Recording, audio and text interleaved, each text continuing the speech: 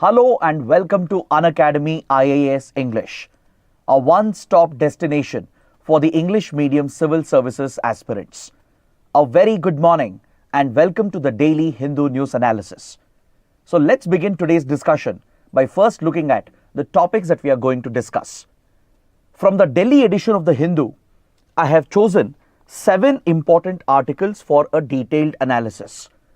So let's cover all these topics one by one and as comprehensively as possible so that you don't have to go back and read the newspaper again.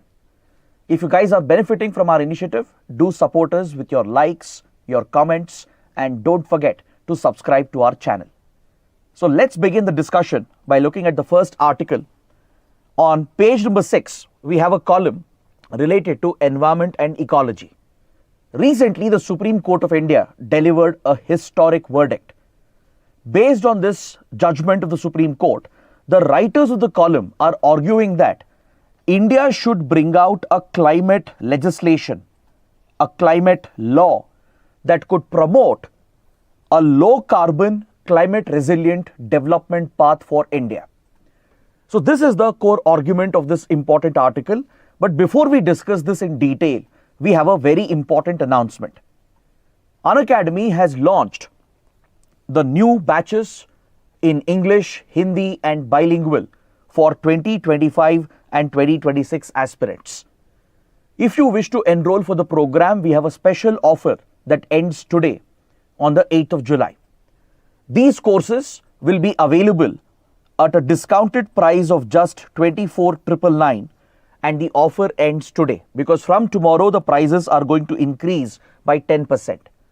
This subscription would be for 15 months and it would be a comprehensive subscription covering all the classes, the test series, the study material, etc. And also please note that our optional batches also have started. In the English medium, we have Mukesh Jha sir taking up geography, Abhishek Mishra sir taking up history and Hima Bindu ma'am taking up anthropology. Should you wish to enroll, please contact the number provided over here. So with this, let's get started with the analysis of the first article, which is related to the M.K. Ranjit Singh judgment of the Supreme Court.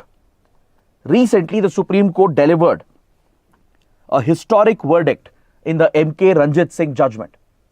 Now let's understand what this judgment was all about. How is it related to climate change? And on what basis are the writers calling for a climate legislation to be enacted which could provide for a low carbon, climate resilient development path? The Supreme Court of India in the M.K. Ranjit Singh judgment ruled that it is a right to be free from the adverse impact of climate change. The Supreme Court held that citizens of the country, they have a basic fundamental right to be free from the adverse impact of climate change. Because as you all know, climate change has already become a reality.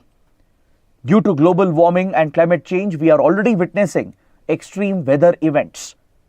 We are witnessing more frequent disasters, more intense disasters, from devastating floods.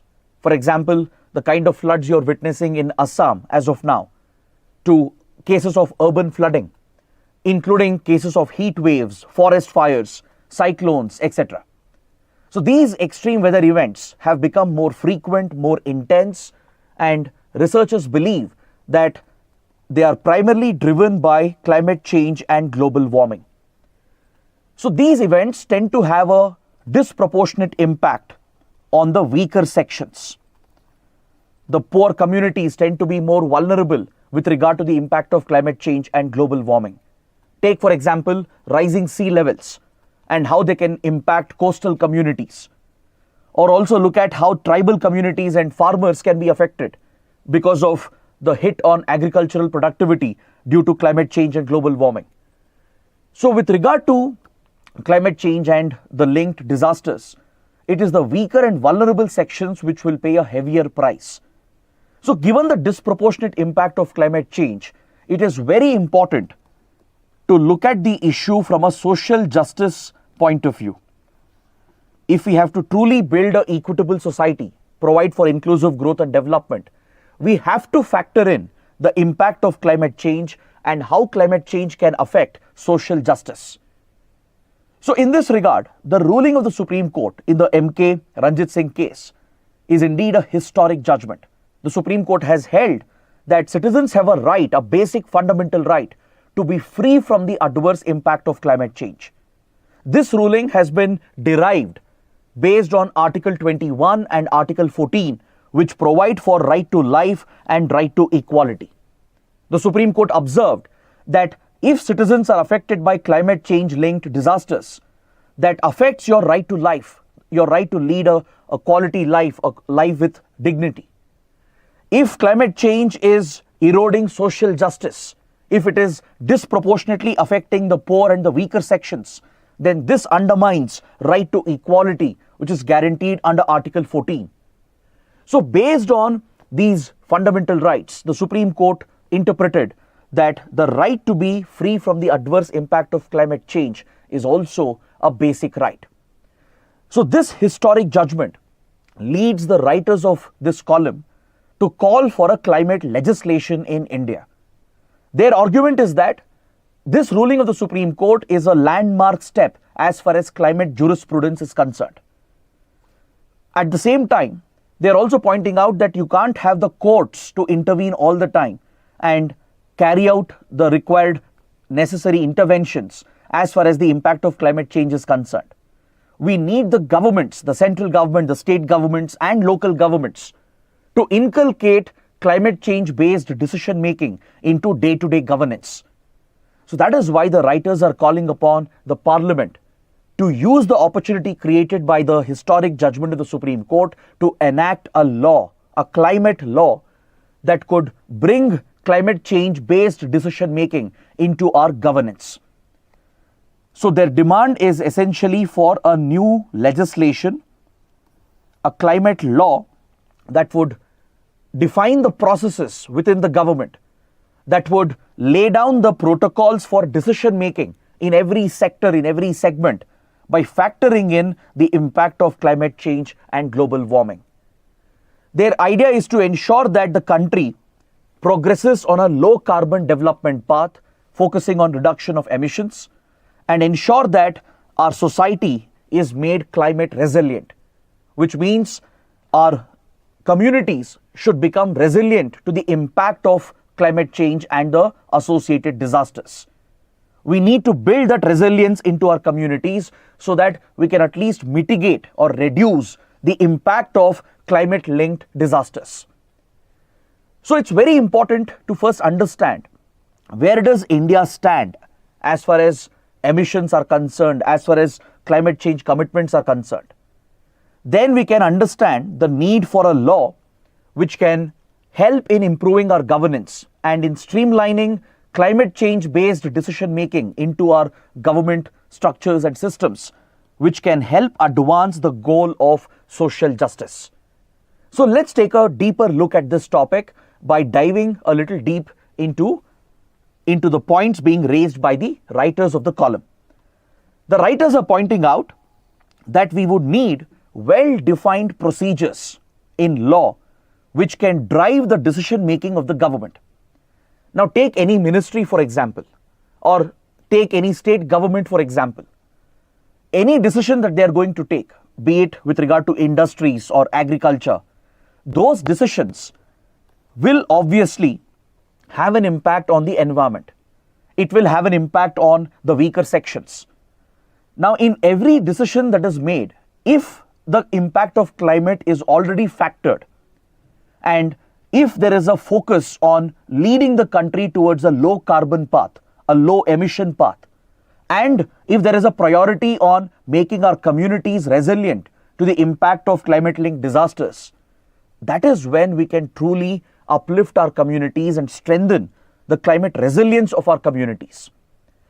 So they want a comprehensive law to be passed through the Parliament that can determine the functioning of the central government, the state governments, and even the local governments, and thus bring climate-linked decision making into mainstream governance and decision making.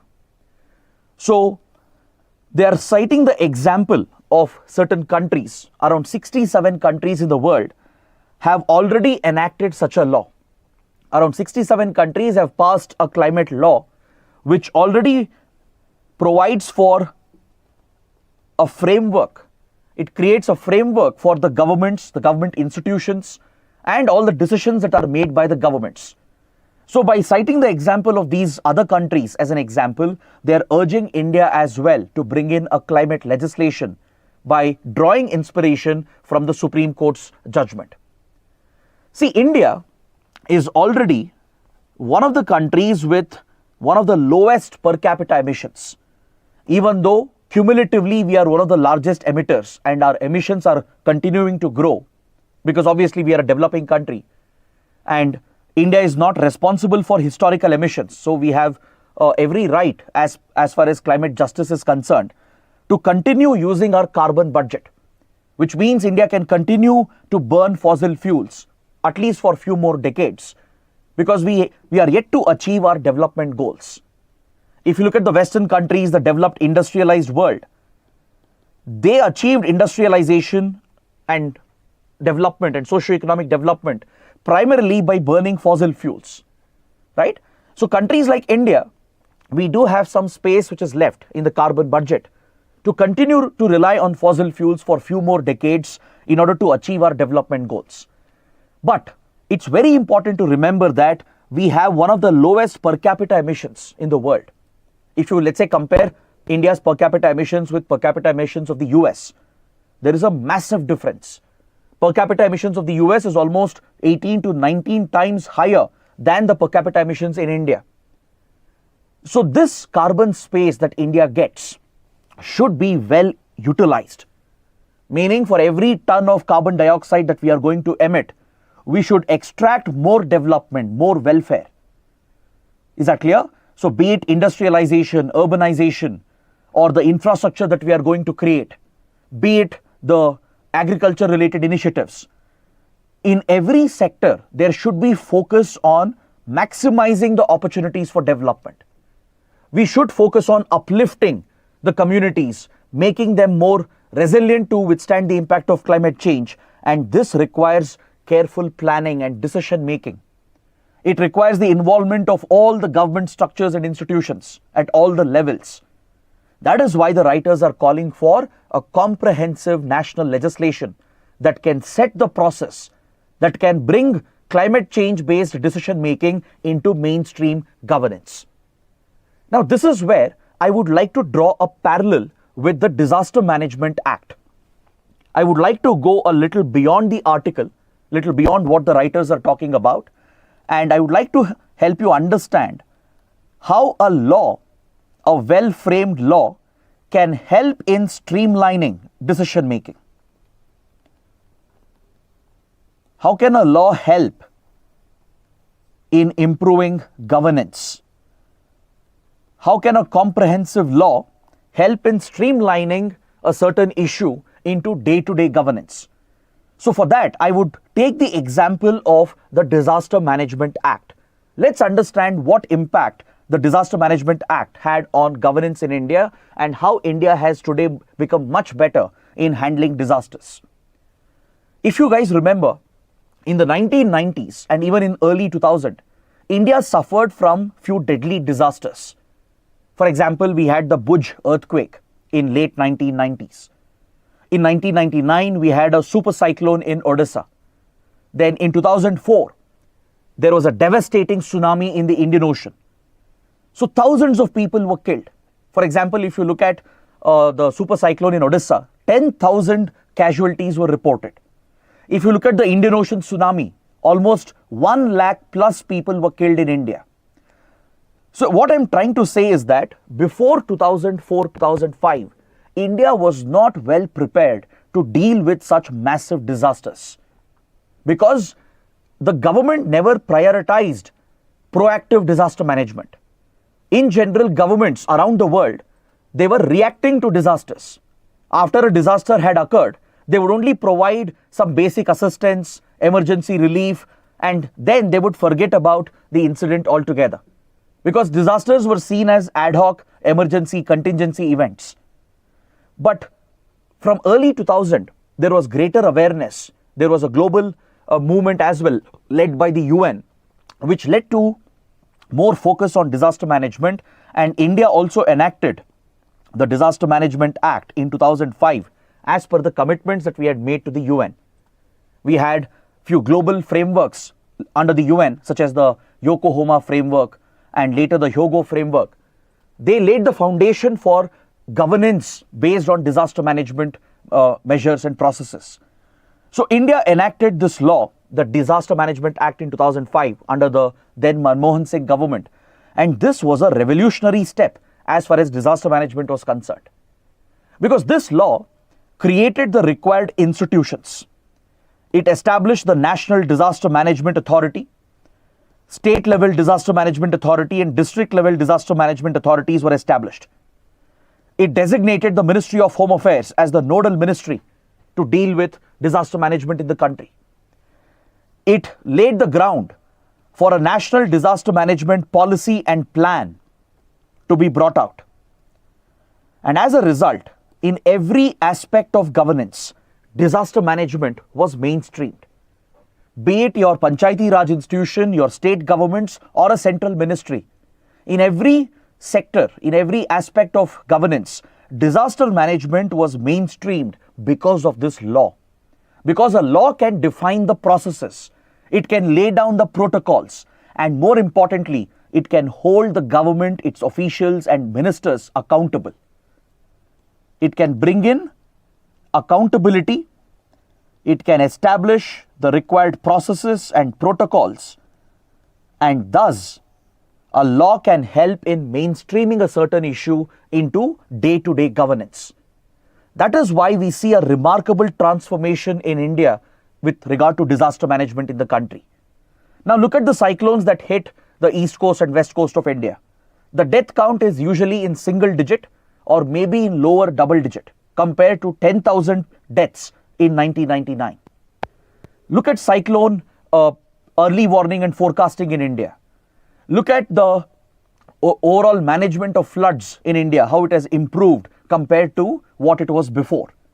So India's disaster management measures, our preparedness, our planning, our mitigation measures, they have become many times better. It has become proactive because of the Disaster Management Act. Because this law, this national legislation, it laid down the processes, the protocols, it held the government accountable, it created the required institutions, it provided for the establishment of a national disaster response force along with state disaster response force. It provided for the financing mechanisms by establishing a national disaster response fund and by providing for a national disaster mitigation fund. So it covered all the aspects of disaster management, and it brought in the three-stage disaster management cycle, which now has been implemented right from the center to the state to the local bodies. So there is pre-disaster planning and preparedness even before a disaster can occur. During disaster, there is a proactive approach in providing emergency relief and assistance. And after a disaster, there is focus from the government on reconstruction and recovery and rehabilitation. So this completes the entire cycle of disaster management, and that is how our response to disasters has improved. So something similar can happen in the field of climate change as well if there is a national legislation according to the writers. That is why I gave this example. I drew a parallel with the Disaster Management Act and how a law can completely transform governance and mainstream the issue into day-to-day governance. So if we wish to do the same with regard to climate change and climate resilience, as the writers are pointing out correctly, we should have a national legislation, a climate law that can set the processes right, that can define the mechanisms, the protocols, and hold the government accountable at all the three levels, the central, the state, and the local level. In fact, the writers are offering some very interesting suggestions as well. They are suggesting that we should look at the models of other countries. For example, in South Africa, there is a Presidential Climate Commission under the South African president. This commission gets the inputs from all the stakeholders regarding the impact of climate change, how to reduce emissions, how can we move towards a cleaner development path and protect our communities from the impact of climate change. On similar lines, the writers are suggesting that India should have a high-level decision-making body. Maybe it could be headed by the Prime Minister with all the cabinet ministers at the center, along with the chief ministers from the states. So this can become a core team, which the writers are calling as a climate cabinet. Something of that sort can be constituted. A climate cabinet chaired by the PM, along with the central ministers, which brings together the chief ministers of all the states. Now, for example, if you look at how GST was implemented, look at the GST Council and its composition, right? It provides representation for all the states, and it allows the center to work with the states to achieve coordination between center and states. If you look at other mechanisms that we have, if you look at the interstate councils, for example, the National Development Council, for example, it provides a similar structure to bring the top leadership from the center and states together. On similar lines, the writers are suggesting a climate cabinet for India, where the Prime Minister would head the cabinet with the central ministers, along with the chief ministers from all the states. And they would form the highest level decision-making body. And they would promote the mainstreaming of climate change-driven governance in the country. So in every sector, in every ministry, while implementing every program, every initiative, if there is focus on reducing emissions, if there is focus on a cleaner transition to cleaner fuels, and if there is focus on climate resilience, right, then India would do much better to cope with the impact of climate change. So that is the primary argument being made by the writers in this column. They are suggesting that the Environment Ministry can continue to be the nodal ministry. It can continue to play the central role, just like how the Home Ministry plays the nodal role with regard to disaster management. But however, since climate change, it transcends beyond just environmental issues. It requires coordination with all the other ministries as well, with various other government organs. So they are suggesting an executive committee that will bring all the top secretaries and officials together. Again, if you look at Disaster Management Act, there is a similar mechanism. Under Disaster Management Act, a National Executive Committee has been established along with a State Executive Committee. This National Executive Committee brings together all the government officials, the top secretaries of various ministries together. At the state level, you have a similar body called the State Executive Committee, headed by the Chief Secretary of the state. Whereas the National Executive Committee is headed by the Home Secretary, as Ministry of Home Affairs is the nodal ministry for disaster management. So such executive committees can also be set up, which will bring the top officials, the secretaries of various ministries and departments together to achieve coordination in order to implement climate change driven governance in the country. Is that clear? So we already have a parallel. We have done this with regard to disaster management. The same can be done to mainstream climate change driven governance in the country. And the writers are also pointing out the federal structure of the nation. Federalism is a basic structure, basic feature of the Indian Constitution. Any such law, it can't just be a central law, it should bring the state governments on board. It should prioritize the sub-national governments, including your local bodies. The municipal bodies, Panchayati Raj institutions, they will play a critical role. Again, I would like to draw a parallel with the Disaster Management Act. If you look at the Disaster Management Act, it is actually at the district level, that is the District Disaster Management Authority, which plays a critical role in implementing all the measures related to disaster management. The National Disaster Management Authority at the center and State Disaster Management Authority at the states, they only play a policy making role. They set the policy, they set the objectives, the priorities, they bring out the policy and the plan. But the actual execution, the implementation happens on the ground at the district level, led by the DDMA. On similar lines, something similar can be done with regard to climate change driven governance by focusing on the federal structure of the country. Such a law should give priority for the role of state governments and local governments as well. It should provide for meaningful engagement between the center and the states and the local bodies, and thus it can create the right framework for raising the funds required for local climate action. Because financing is very important. Even in disaster management, the measures would have never succeeded without the right financing. The National Disaster Response Fund and later the National Disaster Mitigation Fund, which has been set up, it provides for required financing, and even through the Finance Commission devolutions, sufficient allocation is made for disaster management governance so that the states and local bodies have enough funds to spend on disaster management. So similarly, if the financing mechanisms are worked out through a climate law, through a climate legislation, then climate-linked governance can become the norm in the country. In day-to-day governance, in day-to-day decision-making, we can ensure that in every department, in every ministry, in every sector, there is focus on emission reduction. There is focus on a cleaner development path. Now take for example, let's say, look at our cities, look at Indian cities for example. We are witnessing massive urbanization and cities are very vulnerable when it comes to the impact of climate change. Be it urban flooding, be it heat waves, which have become quite common. Our cities are already taking the hit. And on the other hand, we are planning towards reducing emissions in our cities. We are looking at new modes of transportation. We are looking to switch to electric vehicles and cleaner forms of fuel so that we can bring down the carbon footprint of our cities. So if we have a climate law and if all the stakeholders are working towards the same goal, then we can achieve better results. We can at the same time secure social justice, protect the weaker sections, make our communities more resilient to the impact of climate change. Especially the urban poor, the weaker poor families in urban India, they can be made more resilient to withstand the impact of climate change, and thus we can mitigate or reduce the impact of climate-linked disasters.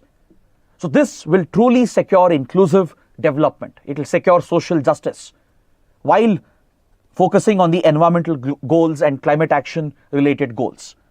So that is the rationale behind this argument of the writers that we should have a climate legislation.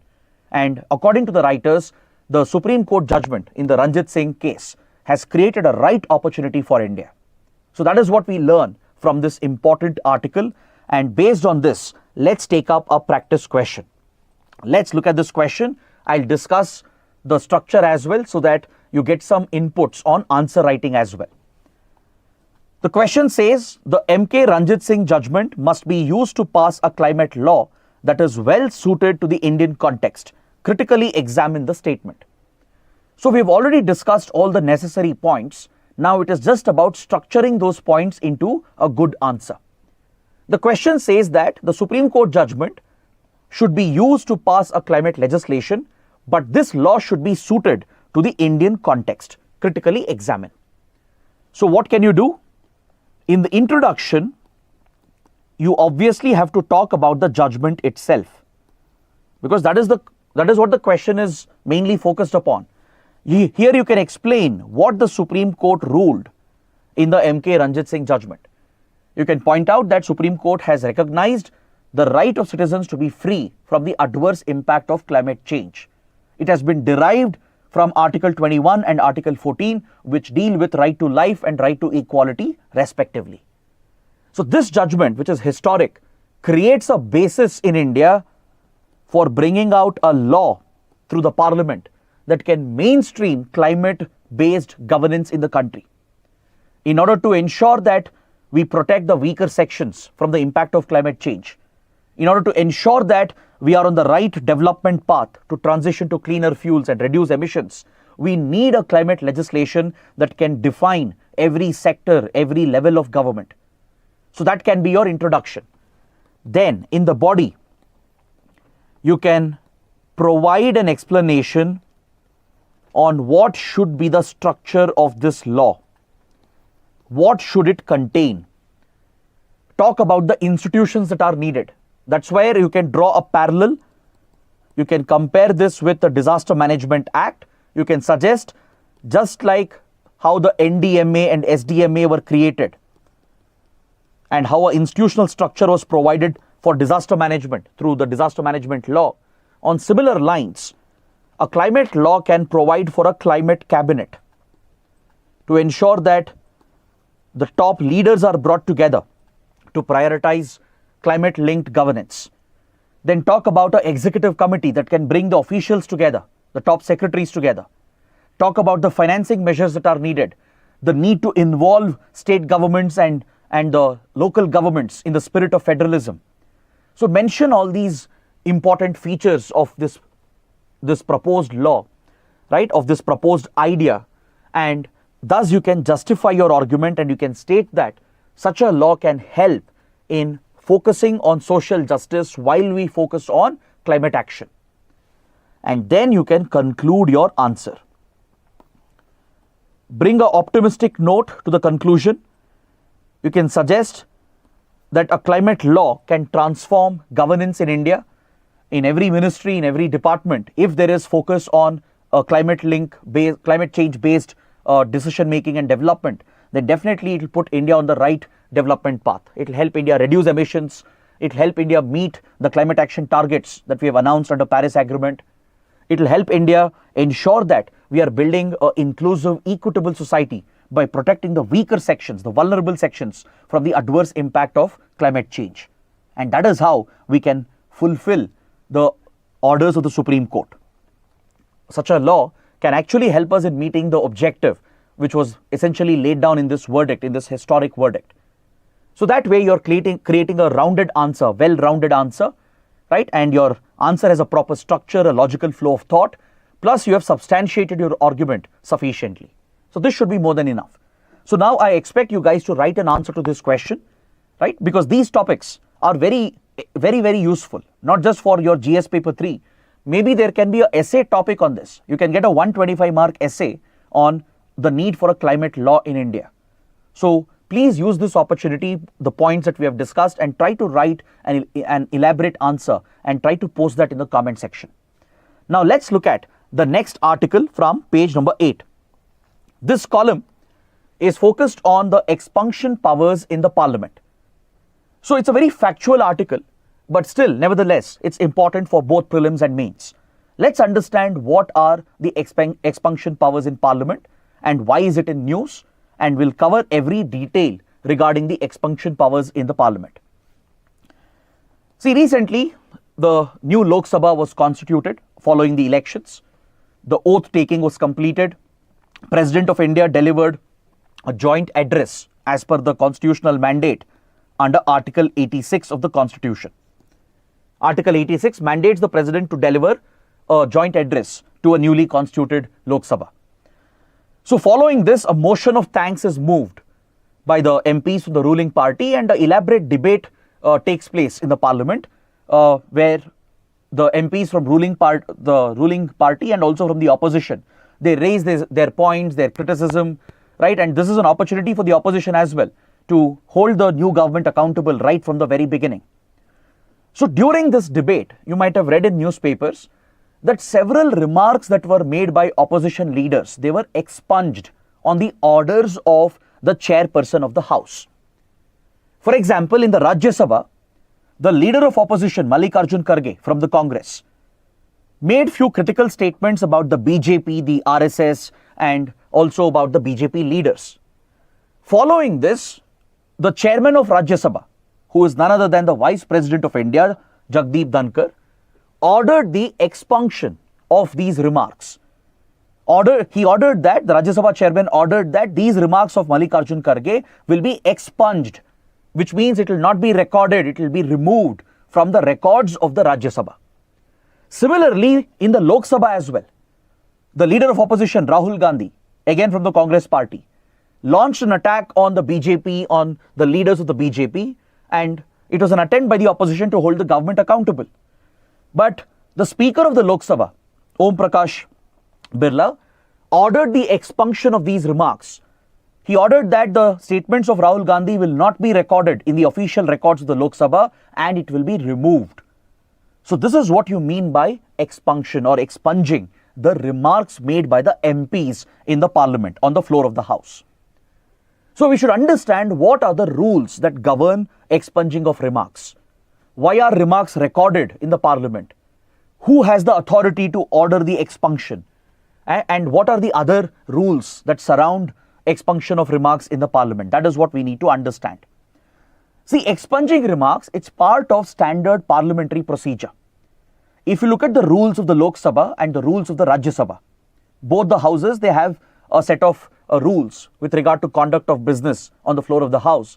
And these rules, they define certain parliamentary procedures. And one of them is expunging of remarks made by the MPs on the floor of the house. If certain remarks made by an MP is seen to be defamatory or indecent or unparliamentary, then the chairperson, the speaker or the chairman in respective houses, they will have the discretion to order that these remarks will be expunged, which means that in the Rajya Sabha and Lok Sabha, everything that is spoken on the floor of the house is recorded. If you have ever seen a telecast of proceedings in Lok Sabha and Rajya Sabha, you might have noticed that right below the chairperson, there is a table where stenographers are sitting. They are typing whatever is being spoken in the parliament. Everything is recorded verbatim, as it is discussed, as it is mentioned by every MP, be it a minister, be it the Prime Minister or the opposition MPs or ruling party MPs. Whatever they utter on the floor of the house, every single word is recorded by the stenographers. This goes into the records of the parliament. Is that clear? So, if any unparliamentary language or defamatory words, offensive words, if such language is used by an MP, then the speaker or the chairperson will have the authority, the discretion to order those remarks to be removed from the records of the parliament. This is what you mean by expunging of the remarks. It's a selective expunction. But however, of late, the selective expunction has gone up, it has increased, and it has led to a conflict between the ruling benches, the treasury benches, and the opposition benches. The opposition parties are alleging that the ruling BJP and its coalition, right, they are not allowing the parliament to function, they are not recording the statements of the leaders, and in a way they are undermining the parliament and the right of the MPs to hold the government accountable. The government, on the other hand, and as well as the speaker and the chairperson, they are defending the decision to expunge the remarks by stating that opposition leaders are using unparliamentary language. They are using indecent, offensive language, which can't be recorded in parliament records. So there are two sides to the story. Of course, we will remain unbiased, will not take sides here. We will just look at the rules and the processes governing expunging of remarks. Now, some of you might have already got a doubt. Sir, I have read in the Constitution that MPs have a right to speak on the floor of the House. It's a privilege that they enjoy, right? It's a constitutional privilege guaranteed under Article 105. Then how can the remarks be expunged? Isn't that a violation of the right of an MP? Isn't that the breach of privilege of an MP? Isn't it a breach of parliamentary privilege? Right? If you have that question, it's a very good question. According to Article 105 of the Constitution, it provides parliamentary privileges to the MPs. And one of them is the right of the MP to speak whatever they want on the floor of the House. It basically provides the freedom of speech and expression to MPs on the floor of the House. That is how your MPs can hold your government accountable. That is how the Parliament can ensure that the executive is held accountable. Now, if you look at Article 75, what does Article 75 state? Under Article 75, we have a clause that Council of Ministers, headed by the PM, which includes the cabinet ministers, ministers of state, etc. The Council of Ministers, which essentially is the executive, which essentially is the government, is accountable collectively. It is collectively responsible to the Parliament. It is collectively responsible to the lower house, that is the Lok Sabha, and by extension to the Parliament. Which means MPs in the Parliament, irrespective of which party they are from, they have a right, they have a constitutional right to question the government, to hold the government accountable. Right? And this is a guaranteed privilege under Article 105. But however, it's not an absolute right. Just like your fundamental rights have few restrictions, even the parliamentary privileges have few restrictions. It doesn't mean the MPs can speak anything they want. They can't use foul language. They can't use cuss words or they can't use explicit language. to accuse the government leaders or to make allegations against someone else. Just because they have a right to hold the government accountable doesn't mean they can use defamatory or inflammatory language, right? So any such unparliamentary language, it can be removed from the parliamentary records, and that is why the right of expunction has been given. The power of expunction has been given in the hands of the speaker and the chairperson. All right. The Lok Sabha Secretariat maintains a list of unparliamentary words and expressions. This is a very exhaustive list thanks to the behavior of our MPs. You know how Indian MPs behave. So, and you also know the kind of language they often use. So, we have a very exhaustive list with the Lok Sabha Secretariat as to what qualifies to be seen as unparliamentary language. So, if the words, the speech of an MP falls in this bracket, the Speaker of Lok Sabha and Chairperson of Rajya Sabha, they have the discretion to decide that these remarks are defamatory, these remarks are inflammatory in nature, they are unparliamentary. Once the Speaker or Chairperson decide this, they can give a chance to the MP. It's not immediately expunged. They will ask the MP to retake, to reverse the words that they have spoken. They are basically asked to retake the words. They are asked by the speaker or the chairperson, respectively, in both the houses, to apologize in a way and to retake those words that they have uttered.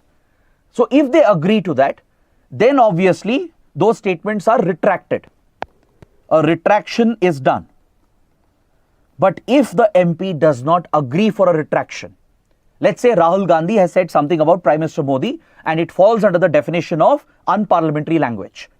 The speaker will give Rahul Gandhi a chance to retract the statement. But if Rahul Gandhi refuses to retract, then the speaker has the discretionary power to order the expunction of those remarks, which means the stenographers will not record those statements. They'll put an asterisk. They will say that these statements have been removed from the records and the entire statement gets deleted. So this is the relevance of expunging of remarks that are uttered by MPs. Now, what purpose does it serve? See, in a way, it helps in maintaining discipline in the parliament. Parliamentary discipline is very important. That is when deliberations can occur, right? It helps in avoiding any offense being caused or any insinuations from being laid. It helps in maintaining the overall dignity of the parliament as well. But at the same time, there should be a balance, because the ruling party, what if it misuses the expunction powers and removes the statements of opposition leaders when they are genuinely criticizing the government, because that is the job of the opposition, right? So opposition also has a valid point that of late expunction has gone up, which means the speaker, the chairperson are not creating a neutral ground in the parliament for the opposition to hold the government accountable. So if you look at the rules, you have Rule 261 under the Rules of Procedure of the Rajya Sabha, Rule 380 and 381 under the Rules of Procedure of the Lok Sabha. It is under these rules that the chairman and the speaker respectively of both the houses are vested with the power to expunge the remarks. Alright, just remember this. UPSC may not go into that detail, not required to remember the rules, but just for additional knowledge, just know that these are the rules dealing with expunction of remarks. Now, what kind of derogatory statements or unparliamentary language is removed? I told you there is a list maintained by the Lok Sabha Secretariat. So let's see what kind of words and what kind of language does it contain. For example, if there are statements made on the floor of the House which can hurt national interest, which can defame India, which can defame the army, right? Or which can hurt India's relations with foreign countries, or a statement which can hurt a foreign dignitary, such statements can be expunged. And any baseless statements about opposition leaders or other MPs or ministers or government leaders, if it is baseless, if it is a completely fabricated statement, right, then such remarks can be removed. And of course, foul language, explicit language, indecent language, they can all be expunged. For example, there was one incident many decades ago where one MP had made a very indecent remark about Pakistani president. This was during Prime Minister Nehru, and Prime Minister Nehru stood up in the House and objected to the remark that an MP can't use such language on the floor of the House and defame a foreign dignitary, right? Even though we have issues with Pakistan, doesn't mean we defame foreign dignitaries. That undermines India's image. So following this intervention by then Prime Minister Nehru, the Lok Sabha Speaker ordered the expunction of those remarks. All right? So it does serve a useful purpose. But what about questioning the ministers? Can MPs question the ministers? Can they use any language? Can they say that this minister is corrupt?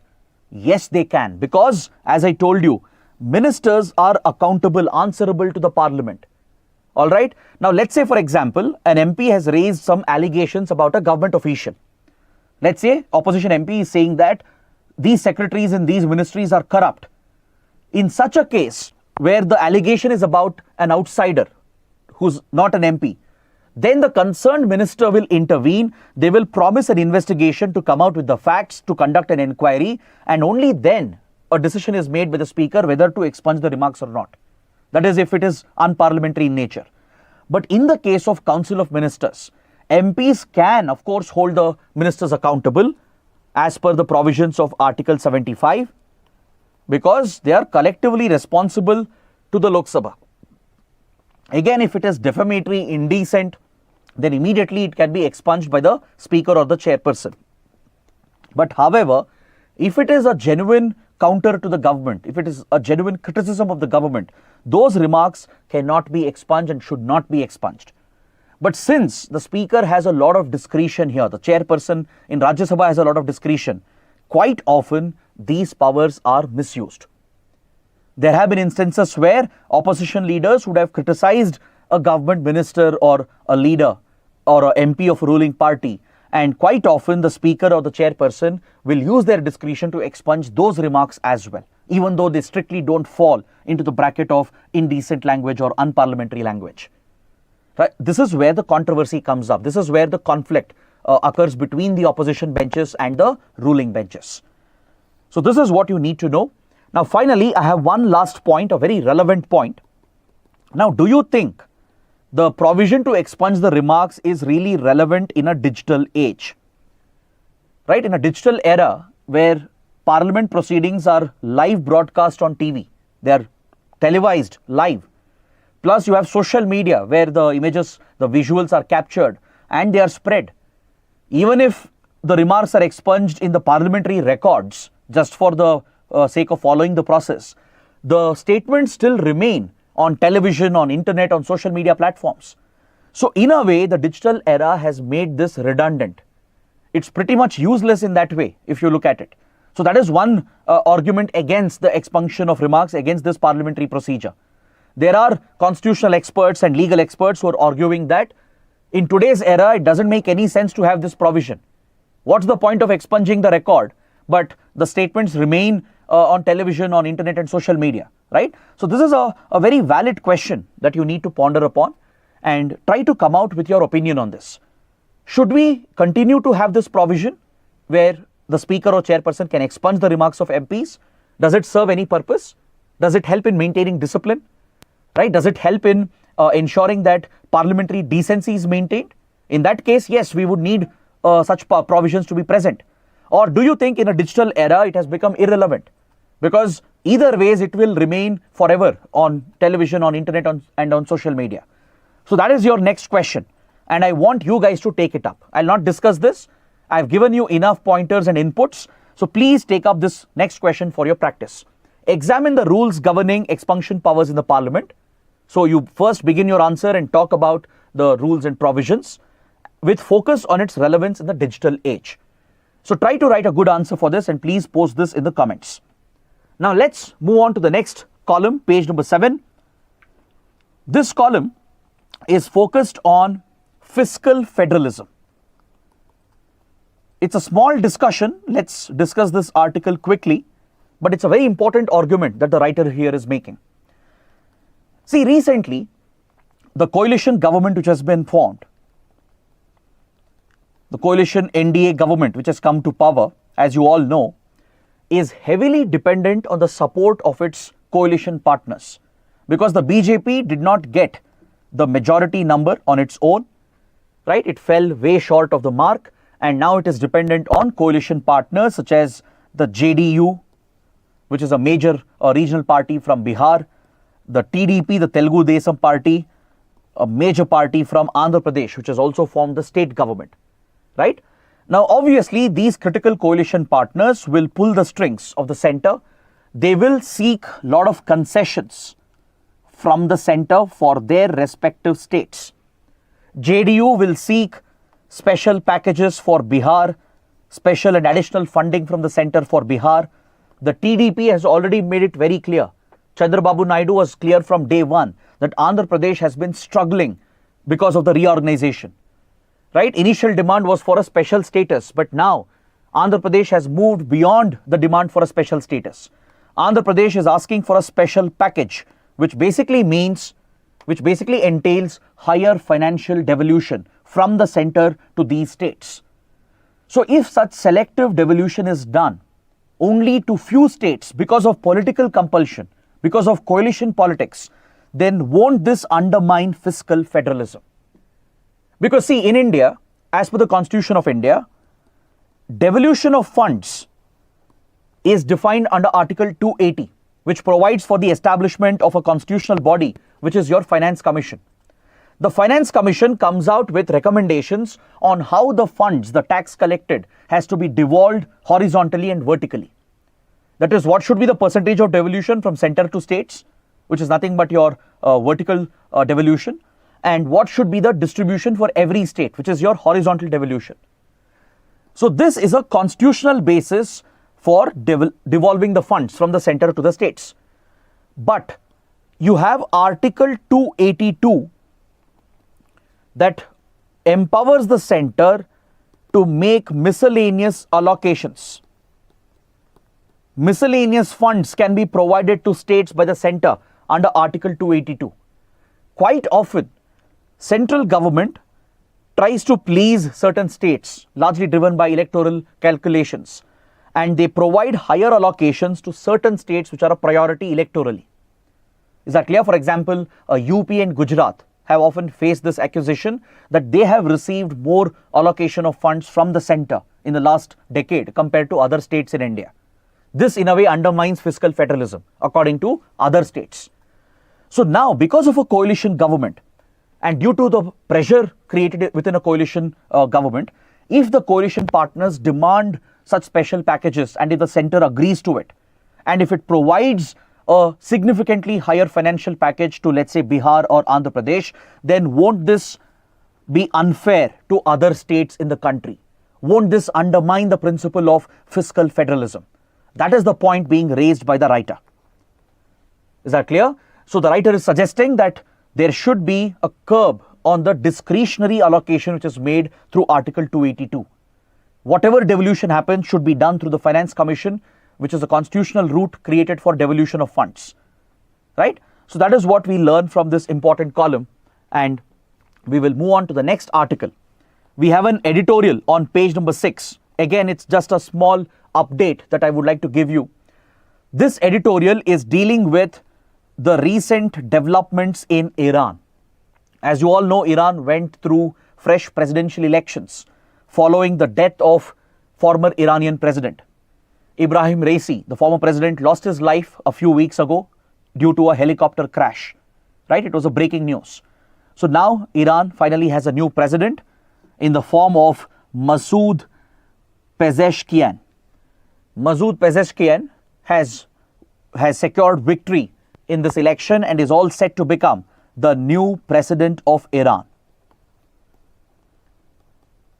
Now, how is this relevant as far as West Asian geopolitics is concerned? How is it relevant for India? That is the question. See, Iran has been a theocratic, autocratic state since 1979, since the Iranian Revolution, when the Shia clergy captured power. The radical Shia clergy, they uprooted this revolutionary movement, right, when the Shah of Iran was toppled. And the radical Shia clergy took control of power in Iran from 1979. That is how Iran turned into a Shia theocracy, right? It turned into a conservative country. And since then, the power is concentrated in the hands of the supreme leader of Iran, who is a religious figure, the Ayatollah. Ayatollah al-Khamenei. It's a position in Iran, the supreme leader of Iran, who is the supreme religious cleric, the topmost Shia cleric, becomes the Ayatollah, the supreme leader of the country, under whom the Iranian government functions. So in that way, the powers of the Iranian president is quite limited, because the Iranian president, the government, and even the Iranian armed forces and its specialized forces like IRGC, they all function under the Ayatollah. The supreme leader controls the government structure, the intelligence agencies, the armed forces, etc. But nevertheless, the president of Iran can still play a pivotal role as far as Iran's politics are concerned. And the election of Masoud Pezeshkian is very, very significant, because he comes from the reformist category. He is not a conservative. Unlike other politicians we have seen, if you, for example, look at the former president, Ibrahim Raisi, who lost his life in the helicopter crash, he was a conservative leader. He himself was known as the butcher of Tehran, right? He was very close to the supreme leader, Ayatollah al-Khamenei, and Ibrahim Raisi was someone who was seen to curb and violate fundamental rights. For example, if you remember the Masha Amini protests, which happened recently regarding women rights and protests against moral policing, right? Under Ibrahim Raisi, massive force was used by the police and government forces, leading to violation of human rights and curbing of basic rights in Iran. That has been the trajectory of a conservative Iran. But there is a counter group to the conservative elements, which is the reformist elements. They seek more progressive laws. They want more progression to happen in the Iranian society. For example, they believe in gender rights. They are against moral policing. In Iran, the moral police are notorious. The moral police of Iran, they have acquired a notorious image because they impose a strict dress code, especially on women. They restrict human behavior and human activity, and any small breach and violation, even minuscule violations, lead to strict punishments, and sometimes the victims are tortured and even killed in custody. That is what triggered the recent round of protests, the Mahsa Amini protests, where a young woman who apparently was not following the dress code was detained by the moral police and eventually was killed in custody. Right? So such violations have continued to happen in Iran, but the election of a reformist leader is indeed a positive news as far as Iran is concerned.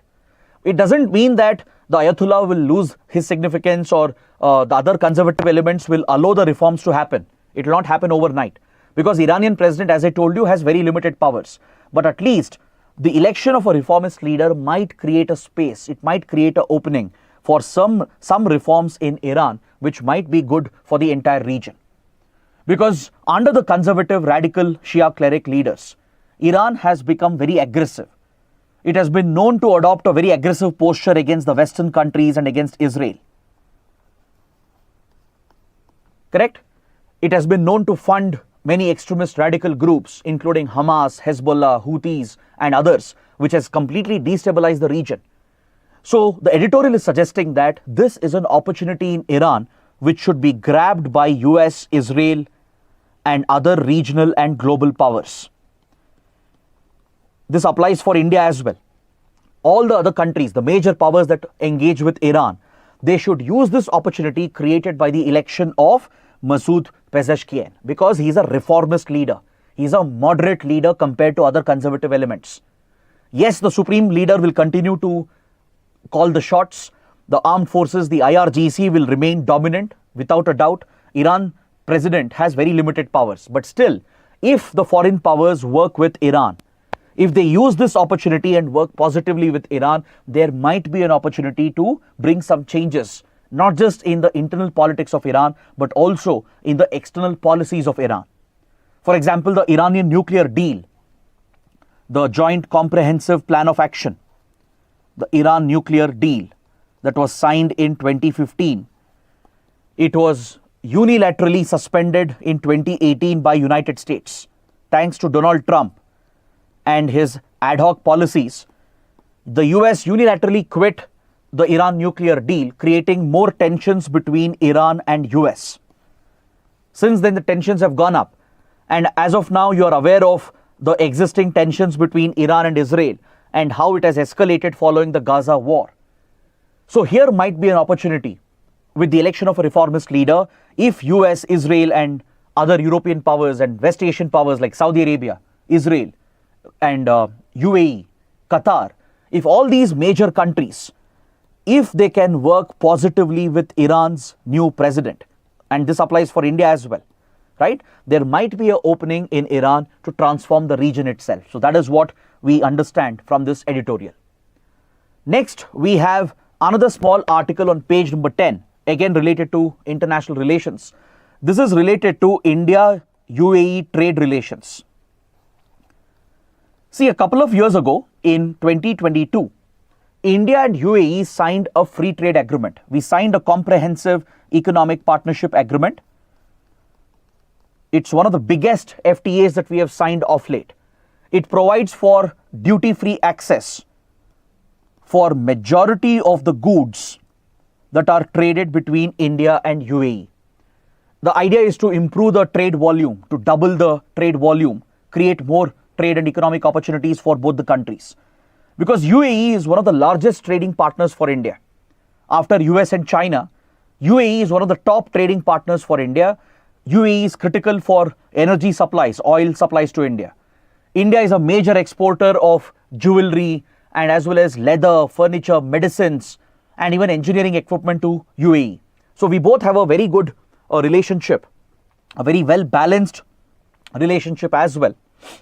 And this was taken forward through a free trade agreement. The FTA was supposed to provide duty-free access for many commodities where the duty would be reduced to 0%. The import duties, the tariffs, would supposed to be brought down to almost 0% for almost 80 to 90% of the products. Almost 80 to 90% of the goods traded between India and UAE would enjoy 0% duties and tariffs, thus creating a duty-free environment that would promote the interests of both the countries. But however, a concern has emerged. See, the deal was supposed to benefit the jewelry industry. Gold and gems and silver trade was supposed to take a major boost because India is the hub of jewelry making, UAE is a hub of gold and silver, right? So duty-free access was given for import of gold and silver from UAE to India, which basically meant that gold bullions, gold bars and silver bars could be imported from UAE to India by the designated institutions at duty-free cost. All right. So this provision was provided so that the precious metal can be converted into jewelry and we can re-export this back into UAE. And again, UAE would give us duty-free access. So this is how it was supposed to benefit both the sides and create millions of jobs. But a concern has emerged with regard to the gift city in Gujarat. As you all know, gift city has come up as a major finance hub, as a special trade zone, and we have an international bullion that operates out of gift city. See, when it comes to import of silver, only few designated institutions can import silver in the country, only those which are notified by the RBI and the DGFT, the Directorate General of Foreign Trade. Only those institutions can import silver from abroad because it's a precious metal. Because any large import of such precious metal can have an adverse impact on our balance of payments. So import of gold, import of silver is tightly regulated by the RBI, and DGFT also plays a big role. So what has happened is that it appears as if there are few private traders who might have misused the benefits offered in gift city, which is like a free trade zone, and apparently they have significantly imported silver from UAE by using the trade route created by the free trade agreement. All right. See, only few institutions designated by RBI and DGFT can import silver into the country, right? They're supposed to pay a tariff as well, which is up to around 15%. That is the import duty on silver. But because of the trade agreement with UAE, for silver import from UAE, trade tariff was brought down to 0%. And in the gift city, apparently a few private traders who might have links with jewelry makers and maybe others, they have imported silver at a massive rate, which has raised suspicion as well. There could be possible foul play, or there could be an attempt to bypass the import restrictions, which could hurt India's revenue as well. The tax collected could get hurt because of this practice which has been reported. So in the gift city, by bypassing the rules of origin requirement, because if UAE exporters have to enjoy the benefits of the trade deal, they have to certify that this particular product originated in the UAE, which means it was produced or assembled within UAE, at least to a certain degree. So some traders, private traders who may not have the authorization by RBI and DGFT, it appears they have misused the route and they have brought in silver from UAE in massive quantities. The silver import has jumped by more than 200%. So that is why the authorities are looking into it, any possible violations that might have happened. And both India and UAE are also taking a relook at the free trade agreement as well. This is one of the drawbacks of an FTA. FTA route can be misused by certain elements, and this could pose a threat as well, an economic threat. So now we head towards the prelim section. We have two small articles and then we can wind up the session for today. On the supplement page, we have this spectacular image that the Hindu carries. This is an image of a volcanic eruption that has occurred in Italy. Yes, Italy has active volcanoes, right? Italy, and in fact part of the Mediterranean region, sits on an active tectonic zone. There is active tectonic activity. So the whole region from Italy to Greece to Croatia, it is a very seismic zone, very prone to earthquakes and even volcanic eruptions. So in Italy, you have Mount Etna, which has erupted again. Is that clear? Please make a note of this. It is the largest active volcano in Europe, in mainland Europe. Mount Etna in Italy, in the Sicily region of Italy, has erupted. And it has also disrupted air traffic, because volcanic eruption releases a lot of ash cloud and particulate matter into the air, which can disrupt air traffic, which is very unsafe for flying aircrafts. So air traffic has been diverted in the region, and the volcanic eruption is one of the latest eruptions in Italy.